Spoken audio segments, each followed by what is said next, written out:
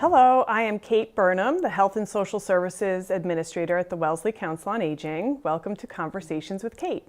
Today I have Cynthia Scott. She is the director of the Wellesley Food Pantry, and she'll tell us a little bit about some of the resources. Hi, Cynthia. Hi, Kate. Thank you for being here today. Thanks for having me. Great. Can you tell us a little bit of the history of the pantry and how it came into existence? Sure. Well, this is our 30th anniversary year. And what happened was a couple of churches in town got calls from people at both the Natick Food Pantry and the Newton Food Pantry saying that there are Wellesley residents and we don't have enough food to feed our own people, let alone yours. Can you do something about that? So representatives, I think it was from 10 houses of worship in town, got together with Wellesley Friendly Aid and they created the food pantry, which opened up in July of 1989. Wow, 30 that's years amazing. ago this summer. Yeah. 30 years, that's great. How many people are currently participating, or how many shoppers on a typical day? Well, we have between 180 and 190 households that are registered. Not everyone comes every month, but that represents probably 400 individuals. And on a typical Tuesday, we would see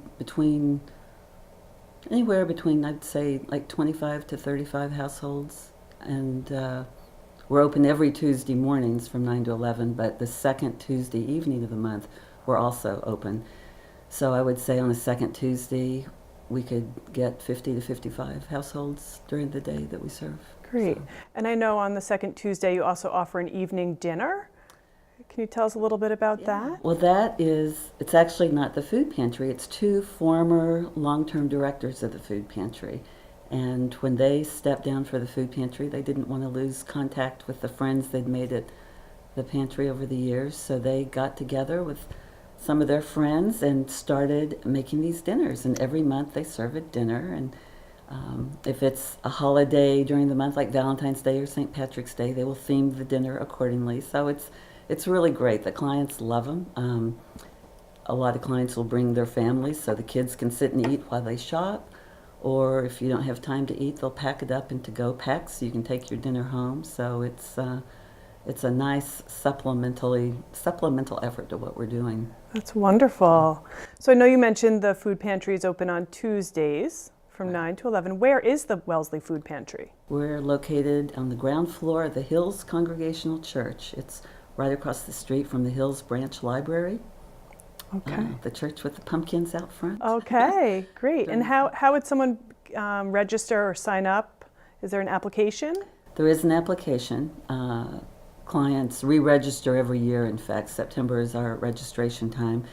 You can either come to the food pantry and register in person, or you can download the form from our website.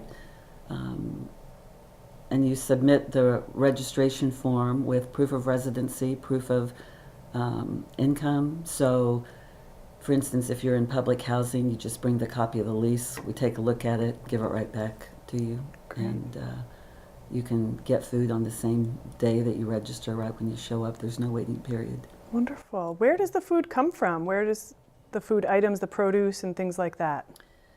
Well, a lot of the food, especially the non-perishable items, are donated. Schools will collect, houses of worship will collect, people have birthday parties, all neighborhoods will have food drives. So the food comes from a variety of sources. Roach Brothers and Whole Foods have collection bins in the front of their stores, so customers can drop off food donations for us. With what we don't get enough of, we will buy. We get cash donations from people as well as food donations, so we will use the cash to supplement the non-perishables where we don't have enough. Mm-hmm. We also will buy fresh produce, hundreds of pounds of fresh produce every week. Several years ago, Roach Brothers gave us a refrigerator and a freezer, so we also buy food to stock the refrigerator and the freezer. Now, we do get some prepared food donations from Loving Spoonfuls. They're a Loving Spoonfuls? It's Lovin'. Lovin'. Lovin' with a apostrophe. It's a food rescue organization.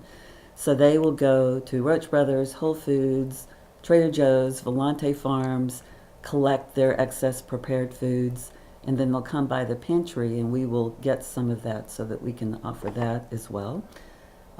We also get produce donations. Mass Hort has a pantry garden where they grow produce for us during the growing season, which is roughly end of May to October. The community gardens on Weston Road also for a number of years have coordinated an effort to collect surplus produce from the growers there and bring it to the pantry. And people will bring just extra produce from their gardens. So a lot of different sources. Yeah, that's great to know. How interesting. Yeah. Wonderful. Is there anything else you'd like to share about the Wellesley Food Pantry, or anything you think the viewers should know about contacting you? Well, people can always call us and leave a message. The pantry is closed most of the time, but we do try to check the messages every day, and we'll call you back. Or we have a website, and a lot of the information that people would be looking for is on our website about how to help or how to get help. The application form can be downloaded. We have a wish list on the website, so if people want to know what foods we're especially looking for. And our mission is to provide emergency and supplemental food to Wellesley residents in need. So I would just encourage anyone to contact us if they need help. And for people who want to help us, I would say that we have plenty of volunteers right now. We typically get more volunteer applications than we can use, but we'd love to put you on our email list so that when we do need help, we can reach you. So I would encourage people to either call us or go through our website and sign up to get our newsletter. And we always need food, so food drives are welcome. We have a food drive coordinator if people would like to do that. Great, wonderful. Thank you so much for taking the time to be here today. I really appreciate it, and I know you do such great work for the community, so thank you. Well, thank you, and you're very welcome.